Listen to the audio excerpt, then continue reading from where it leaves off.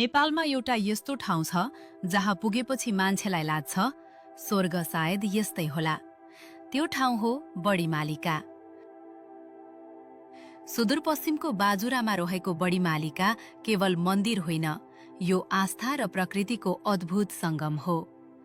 बादलमाथि फैलिएका हरिया पाटन, खुला आकाश, चिसो हावा र टाढासम्म देखिने पहाड, यहाँको दृश्य हेर्दा थकान पनि हराउँछ।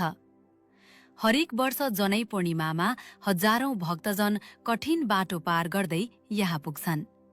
कोही मनको शान्ति खोज्दै आउँछन्, कोही आस्था लिएर, त कोही यो ठाउँको अनुपम सुन्दरता महसुस गर्न।